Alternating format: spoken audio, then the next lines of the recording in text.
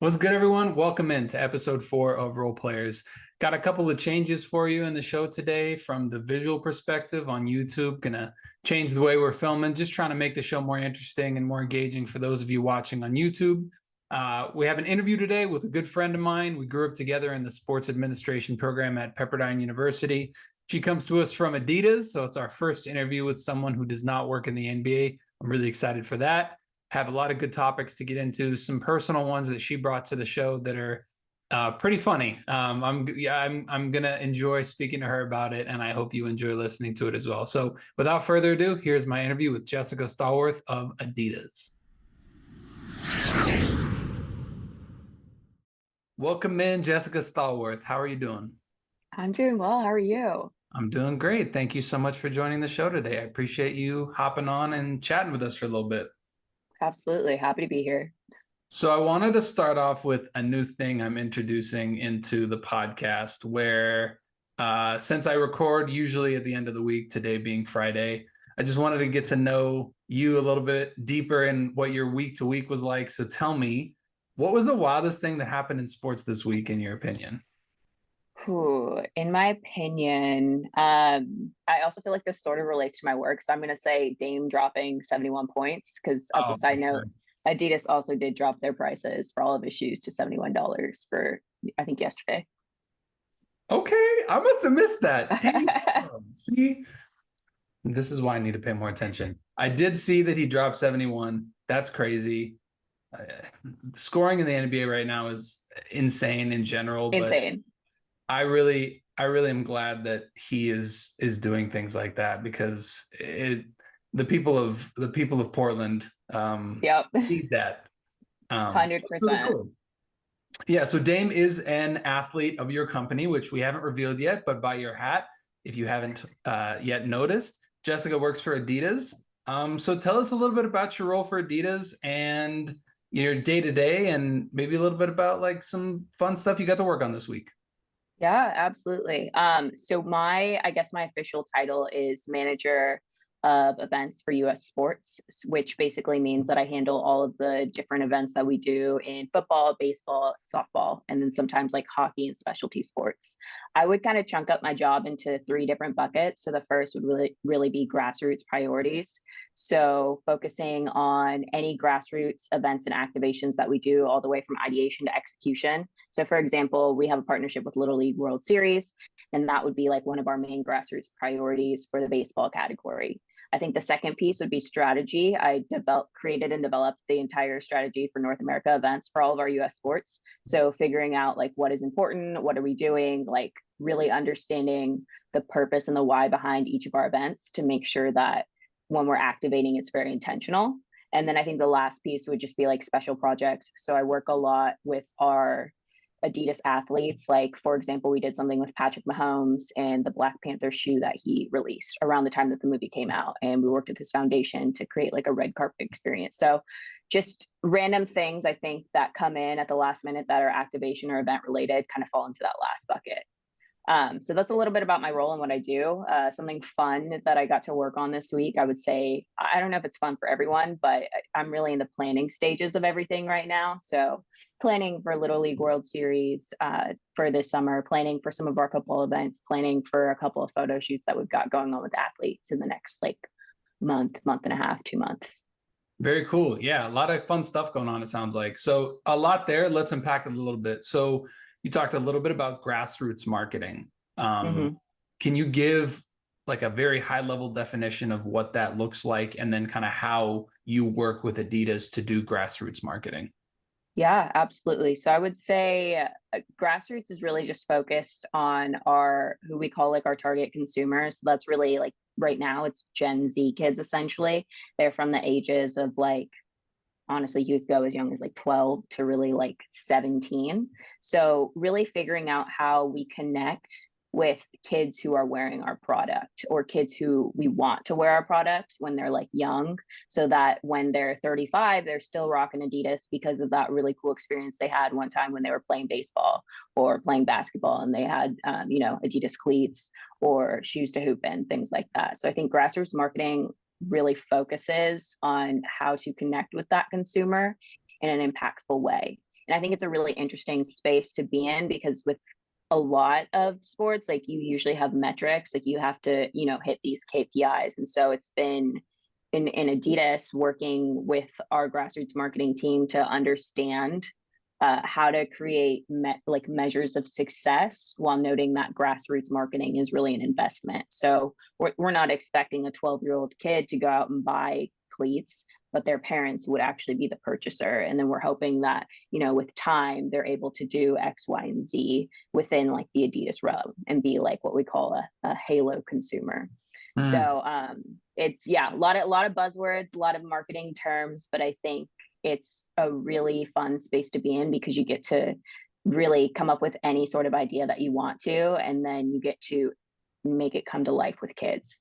Wow. Yeah. That's really cool that you get to work on projects like that. Cause I feel like, especially for a lot of people that work on the brand side, and it sounds like you're really targeting like younger people, that's their first connection with a brand. And it really matters what kids think about that brand, because it will affect how they think about it later on. Like I remember like brands from my childhood that I still wear and I buy from, even if they've changed, because you hit that nostalgia button in your head and your heart, like it just hits you in the feels of bringing you back to that time when you were wearing a piece of clothing. And I know that it's as simple as that, but I think for brands, it's a lot more of brand equity and tying in consumers with the feels that they got when they played sports as a kid.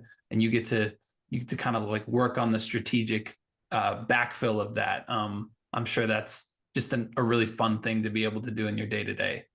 100%. And I think the cool part is like when you're on site, you get to hang out with those kids and get their insight, and kids have no filter. So you get to learn a lot.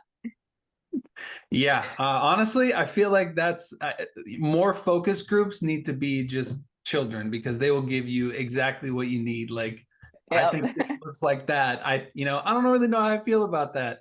Oh, that's great. I love that. You also mentioned North America, like the entire North America, which is insane and incredible. So that means you must travel a lot for your role. Is that correct? Yes, I am on the road, I would say 7 to 8 months out of the year. So I spend a lot of time in airports and hotels. Yeah. What's that been like? I know we talked a little bit prior to the Mhm. podcast about like your experience with that when we got to catch up, but can you just tell, our audience of the realistic nature of what that actually means to be on the road like that? Because I'm sure the 1, 2 events sound fun, but when you're doing it with that clip, that consistency, like tell us a little bit about that. Absolutely. So I think for me, like there are pros and cons to traveling. And I think one of the coolest things is you get to go to places you would never ever think about going to. So like I went to Williamsport for Little League last year. Have never set foot inside of Pennsylvania, probably won't do it again outside of work, but like it was a really cool experience.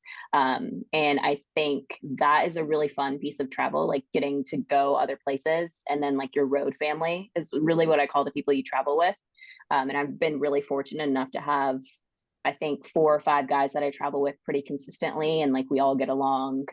We have, similar taste in food, music. So like there's always a lot to talk about, because, and I think that kind of falls into the piece of like the harder parts of the road. Like you are constantly gone from home. So it's tough to like stay consistent in your community and see your family or your friends or your significant other. And that's where like having that balance of like having good people on the road with you, and then also being able to try and take breaks when you can is really important. So I would say like traveling is really fun, but it can be exhausting. I think my favorite part from traveling is when I come home and I get to sleep in my own bed and like have a home cooked meal. Because I will say when I was like 21, 22, I was like, oh my gosh, travel must be so fun. You get to eat out all the time.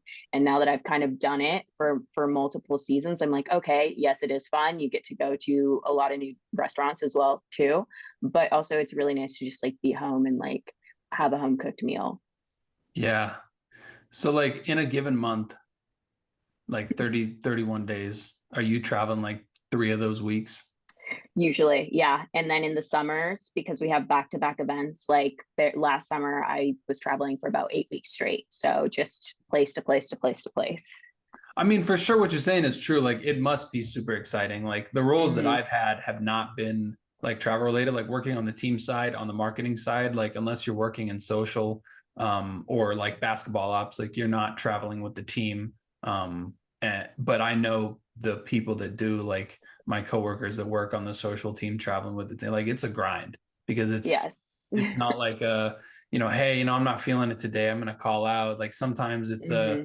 you're in Philly traveling to Miami, you can't just stay home. Like, you are on the Right. road.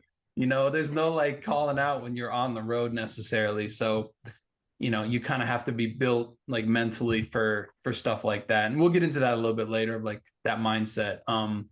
Did you think that you would be working like this, traveling, like when you wanted to get into sports? Like, what was like the moment that you thought that you wanted to get into sports and really like took it seriously of, okay, this is what I'm going to go for in my career?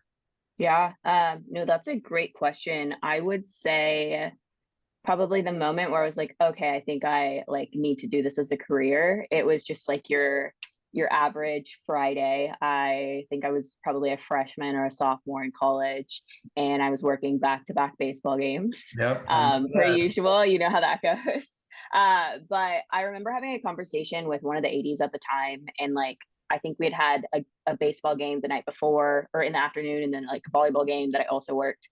And then it was like the next day, and I was going to work baseball. And he was like, if you come to these events like back to back to back, and you're getting up early, you're grinding, you're going to school, and then you're staying till 10 p.m. to, take down the gym and then coming up the next day to like set up whatever at the baseball field, like, and you're happy about it, then like, you're like in the right space. And I think for me, like I spent so much time at, like, I think I worked baseball all 4 years, ended up doing that when I was in school, but I loved every single moment that I was down there. And I also didn't know anything about baseball at the time.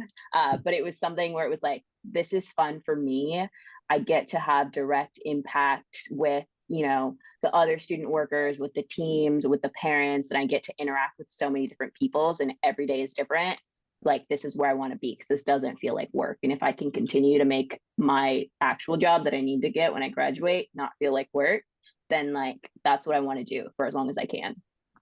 I think that's a really important like designation in your work-life balance, that if you can feel like you are surviving, that you're not just, or that if you feel like you're thriving, like if you feel Hmm. like you can actually get through it, and you're not consistently having that mindset of just one more day, I can do another day, Hmm.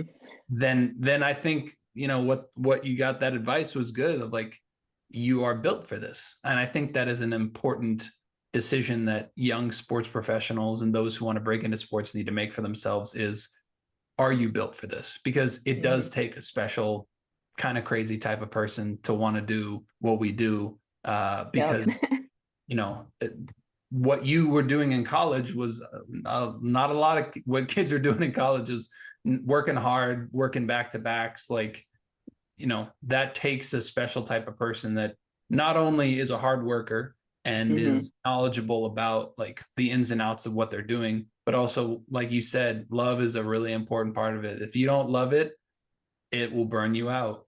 So that's really great that you got to Absolutely. know early on in college that that's kind of what you wanted to get into. Yeah, absolutely. I'm with you. Yeah. Well, that's awesome. So you went from college. Did you go directly to Adidas? There was another stop No, down there. There no, was I had a couple stops. several stops in between. See, Yeah. I think that's another important thing too, is like, you know, when you were in college, did you think that what you were doing at that moment was going to prepare you for a job like right out of school? Yes and no. I didn't really know what to expect coming out of college. Mm. And like my biggest work experience had been like, working in the athletic department. So I wasn't really 100% sure like what I was going to be doing or what that would look like or if I would be prepared. Now, I would say, I think my first job out of college, I worked at a marketing agency. It was like an NFL agency at the time. Now I think they do all other sports. And marketing is a very broad term. I was doing everything from like all of their brand partnerships for all their 25 different athletes to creating their tentpole events to like their community service aspects or like foundation work with each of the different players. So it was like a wide bucket. And I think to a tiny extent, what I was doing in school definitely prepared me. Like the customer relation aspects of like working with angry baseball parents or like filling in the merchandise inventory and stuff like that. But I don't think I ever could have been fully or like as prepared as I needed to be like once I actually stepped into the arena. Yeah. What's your take on this? That working in, because I believe it to be true, working in the athletic department in college, because you got to do so many different things, kind of really opened you up to, like you're saying, that the term marketing or the term, event coordinator can mean so many different things in sports. And you would not have had those experiences if not for kind of testing the waters in the athletic department. 100%. No, I agree with you like a million percent on that. I think throughout college and then that first job or two out of school, I was marketing Yeah. something for all of them, and each job was completely different from the one before. Yeah. I'm with you on that. I've had lots Yeah, of those where, yeah, and I know this isn't like this for all industries, but titles sometimes don't mean anything. They could yep, be just whatever. So advice that I would give, and it sounds like you would give too, is like, don't worry about those things. Like, get experience. Haley Doherty of the Hawks, who I interviewed on episode 2, like really, really like focused in on experience over education. It's like we all get a lot of really great education and knowledge, and like we can continue to grow with that.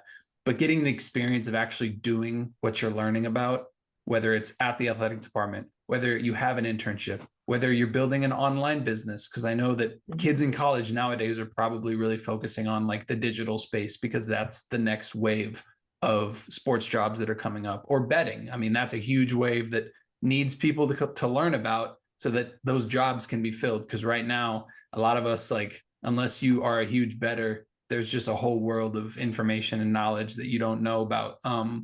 So education, great experience is like, it'll just take you to the next level. 100%. And I would say too, like something I end up telling kids all of the time is just like, don't really worry about like the title of where your experience is as well, because I think people are so focused on like, oh, I'm in college, I have to get an internship with Nike or the NFL or whatever. And like, there are those opportunities, but I can honestly say like the best internship for me and the one I think that kickstarted my career and like made me who I am and helped me get to all these different places was working in the athletic department at Pep, because I think, like you said, it was so broad and it was a tiny department. And so we Yeah, got to touch a lot of different things and like get actual experience. And I think that was, more valuable to me than, going to a big name company and getting coffee for someone. 100%. Yeah, no, I agree with you. I think we were super lucky to be able to do that. And like, shout out Dr. Watson for the sports administration program. So Jessica and I both graduate. No, you graduated 1 year after me, right?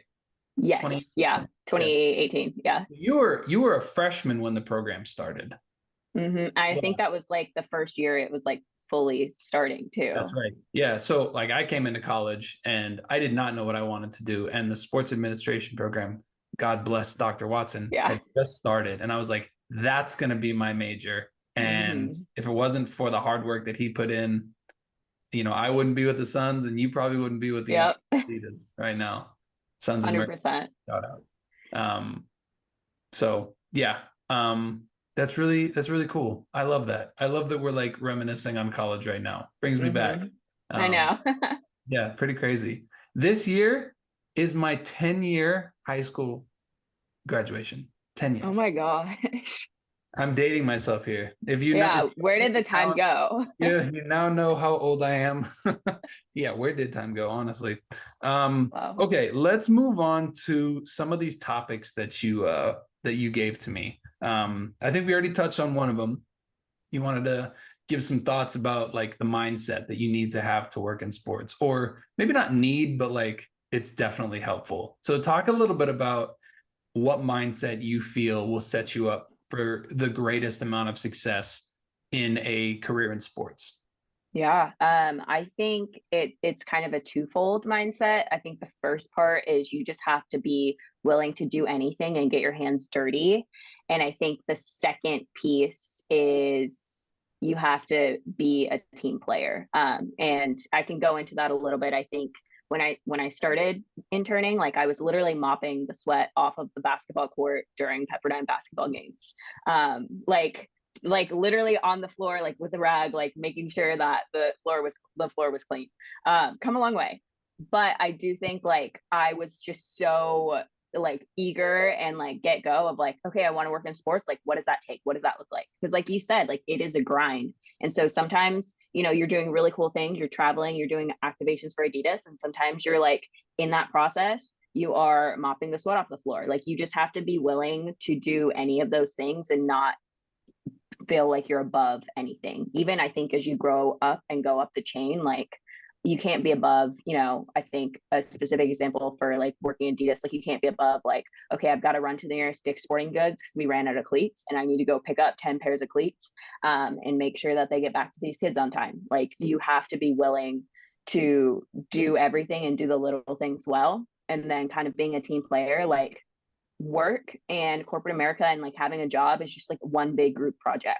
So like the things that we worked on when we had group projects in college, like different, but exactly the same in terms of like what I do on the daily. Like I work across 4 or 5 different departments and have to, here comes some more buzzwords, like align on objectives and discuss KPIs and strategy. But like end of the day, like it's a big group project and we all have to have skin in the game and be willing to, compromise, make deals, talk through things, like figure out what it looks like so that at the end of the day, whatever project we're working on can see success.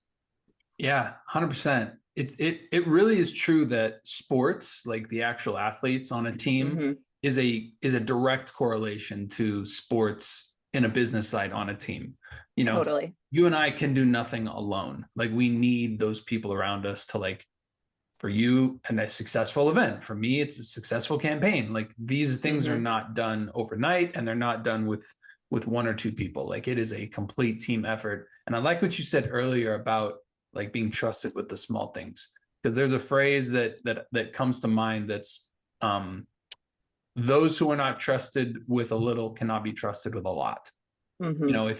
If your boss cannot trust you to properly make a copy, mop a floor, like Right. phone call, take notes during a meeting, how are you supposed to be trusted with big campaigns like with Mm-hmm. Damian Lillard, an Adidas athlete, or Kevin Durant and Devin Booker of the Suns, or Diana Taurasi of the Mercury? Like, how are we supposed to be trusted with these huge projects if you can't be trusted with little? And I think that's really important for young professionals that are getting in early on in their career and may think they want to be working on cool stuff day one. It's just Right. not always realistic. I mean, sure, you may get lucky and work on a really cool project and be a part of a really cool project, but you may be picking up cleats. You may be Yep. running errands, grabbing coffee for the meeting. Like these are just things that, using sweat as an example, like this is the sweat and toil that you need to put into any job, but especially in sports because everyone wants to be in sports. There is Mm-hmm. not enough current jobs for the amount of people that think it would be really cool to work in sports. So you have to show that you're willing to do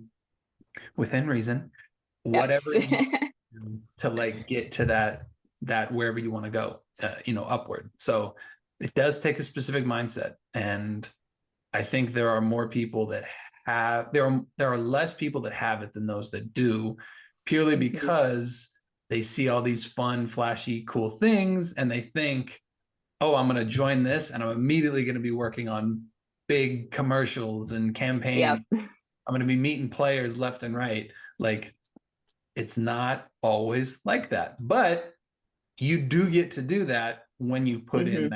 that time and energy for sure. Absolutely. Which Yeah. moves us in. Go ahead, please. Oh, I was gonna say one of the guys I work with, and excuse my French, but he says everyone wants to be a cowboy, but not everyone wants to do cowboy shit. which I feel like That is may be the very, first yeah. curse word that we've had on this podcast, but that's You okay. can you It can was, bleep that out. Yeah. no, we're keeping it in there. This is a real show. Oh man. No, but that's a great phrase. It's real. What you see on TV, the final product, what you see in, on social media, for a brand's like campaign spot, Yep. that took an insane amount of shit to get through, 100%. like, so you got to be willing. You're right. Is your friend a cowboy? He's not, no. I don't even think he's from like Florida, but I don't know where he came up with that term. He has a lot of good like one-liners though. You got to have someone around like that because they keep it real. Yep, Those one-liners exactly. are crucial. That really moves us into the next topic that you wanted to chat about, which was relationships in sports and the development of others. So what did you mean by that when you wanted to talk about that? Yeah, I think it's kind of two separate pieces. When I think about relationships in sport, I think that is something that I have found in my career that is so important.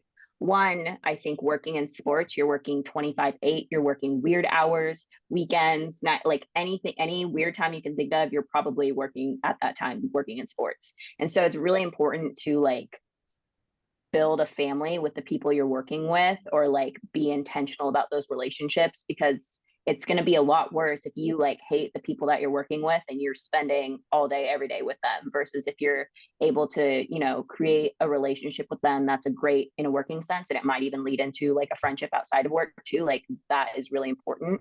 But I think also, like, I don't like the term networking. It just feels icky to me. What? But Why I does it feel like think it just feels like very like like, transactional. oh Yeah. yeah, like very like businessy, like Yeah, like scratch my businessy. back, I'll scratch yours. Okay. Right. And I don't think that networking has to be a bad thing, but I think what I've found has worked for me is like just building authentic relationships with people in the industry and outside of the industry, because I think sports is really small. People I know that worked, I think my first boss, who was like our AD at Pepperdine, she knows like all of the bosses I've ever had in my entire career. And I've worked all across the country and in completely different spaces. So Wow. sports is really small Yeah. and people move around a lot once they're in the industry. And so I think it's important to build good relationships with people. And that comes from the trust we kind of talked about earlier of like, okay, like if they can trust you to do, a really great copy or like something small, like they can trust you to do bigger things. But I think also like your reputation will travel before you get to wherever you're going. So if they're like, hey, Jess is really great at making copies, or like Jess is the worst person at making copies, don't hire her. Like that will make its way across the industry through like the examples you set and like the trust you build with the people that you're building relationships with. And I think it's important to not just build upwards, but to build like across. Like there are so many people that like we went to school with or that are around our age that we've met through different paths we've taken, and like those people will continue to move around and move up and move every which direction. But it's just as important to build relationships with the person next to you as it is looking at the VP or the CEO of a company. 100%. That is the entire reason that I started this podcast, was because Mm-hmm. I wanted people to understand that, getting advice from sports professionals is not always about emailing or reaching out to the top person and saying, how did you get there? I want to be there Mm-hmm. too. Like there's so much that can be found in these different levels, and like reaching out to someone on LinkedIn and saying, hey, can I just hear about what you do? Like, I just want Yeah. to more. And that's what I'm hoping like this podcast really gets to showcase is like, what you do is not what I do, but we work in very similar like industries. And it's cool to Mm-hmm. like hear about what you're doing, and people can experience like, oh, I love events. Like I want to know more about that. And then they can reach out to you because they see you here, so on and so forth. But I agree with you that development of relationships goes both ways, up with your boss, your manager, like someone that you want to reach out to in a company, but also like with your peers, because you're going to all grow up together. And who knows, like someone, Yeah. like you said, your boss had relationships that have spanned now years and years outside of school. So that one day where you walked into the athletic department and you like were a star has now matriculated to, is that a word? I think so. Yes. Yeah. Yeah. Um, has grown to this place where you can now say, I was a hard worker back then. I have a track record of that. And now you're at this place where you utilized mopping floors to now running huge events for Adidas. Like that's a direct correlation. I think people need to understand that your hard work back then paid off to now.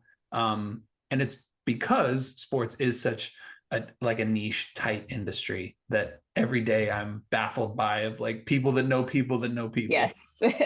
It's like never ending. And I feel like as I'm getting older, that it's continuing to just get smaller and smaller. Like everyone knows everyone. Yeah.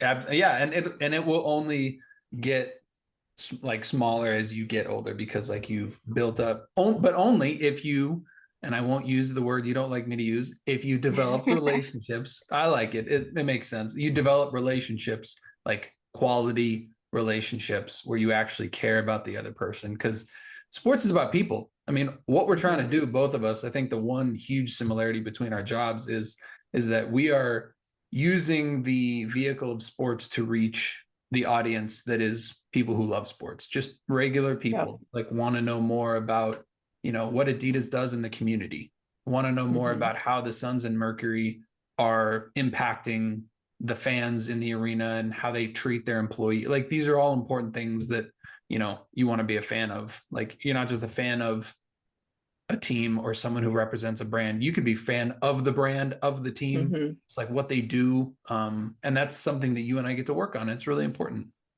100%. Yeah. And I think that kind of ties into that second piece of like development of others. I think anytime I have the opportunity and, someone in school, someone at whatever, like reaches out to me, like I always want to connect. I think I was really fortunate to have had different mentors throughout my time in college, through now, honestly. And it's, changed as the seasons have changed and as my jobs have changed. But I think like having those people in your corner is so important. And so anytime I can be a resource to someone else, and I think I learn as much from them as they learn from me, I hope. But I think anytime I have the opportunity to connect with someone, to empower them, to leverage sports, to further them like career wise, but also person wise, like I take that up because like we said, like the industry is so small and it's growing and it's ever changing. And I think it's good to just have people to talk with, to correspond with, to bounce ideas off of, like anything you can in this space. I love working with good people. Like I work with a lot of smart people, but I also really just appreciate the people that I work with that are just authentic and genuine and care about me as a person rather than me as like someone that's going to get them an answer for their project. It 100%. makes it a lot different when you work with smart people who are also like just solid human beings. 100%. Like it is a game changer and it's so important. It is. Yeah. You got to have people around you. If you take one thing away, like you can't grow alone. And we hit on this in our last episode with Zach Yonker of the Bucks. Like you got to have people in your corner for the support because there will be bad days and you will need people around you. Especially when you're on the road. Like you talked a little bit with me about like your crew that you travel with. Like y'all become really tight and out of necessity, but also because you just like each other and you help each other like make the best product that you can. Yeah, exactly. And I think like it would look extremely different if like we weren't able to grow in our relationship, not just in a work context, but like actually caring about each other. And I think, like I said, like just fortunate to have had good people so far with me. I'd love to hear it. I'm glad about that. That's important. You know what else is important? Spicy margs. Absolutely. Number one. So the story behind that too is I obviously travel a lot and it usually ends up being me and like four guys. Sports is also a male dominated industry. So I've gotten used to being one of the boys. So we will all go out we'll go get dinner or something. And usually, it's four guys. They're all like, oh, can I get a beer or can I get a whiskey? And I always go, can I get a spicy margarita? And then one of the guys started doing it as well. So now every time we go, everyone in the crew will get one spicy margarita just for me. And then they'll get whatever they want. Look, Yeah, it's a time. I know that beer and whiskey are typically like a male dominant, like men love Right. those things. Like that's a masculine drink to get. Yeah, Big fan of the spicy marg over here. I love it. Big You need to be. It's a necessity. Salt or sugar on the rim? Or is it like the Tahini. tahini? Tahini, yeah. Tahini. Do you get like a flavor like mango or pineapple? It depends on what they have. Usually if it's just like a normal one, I'll just like, oh, can I get tahini on the rim? They're like, oh, that's spicy. And I'm like, yeah, I know, it's a spicy margarita. But if they have a flavor, like I'll test it out. Like I'll try anything once. Let me also just make a parallel to this, because another thing this podcast is about is equity and inclusion. Mm-hmm. You changed these men's lives with the spicy marg, because that is true. if you weren't there, if women aren't in sports for many reasons, but for this specific reason, the spicy marg would not be in these men's lives. So you blessed them with the spicy marg over beer and whiskey. So God bless you. Absolutely. A spicy marg is a metaphor for women in sports. I love it. Honestly, it's not a bad one. I will say that. Yeah. Well, hey, this was so fun. I really appreciate your time, your insight, your metaphors. I'm definitely going to use it from now on about the spicy marg. It's just like so good. I love it. I love doing this because I get to talk to cool people like you and learn a lot. So thank you for your time. And I know everyone appreciates hearing about what you do and who you are. And hey, let's do it again sometime. Absolutely. Absolutely. All right. Take it easy. You too. That's all the time we got for you today. Thank you so much for joining us, whether you're watching on YouTube or listening in on Apple or Spotify. We enjoyed having you. I hope you enjoyed the content, changing up the show a little bit, keeping it interesting, keeping it fresh, and for the visual component as well. We're just going to keep getting better every single week, and I'm looking forward to even more next Tuesday. We'll see y'all next week. Peace.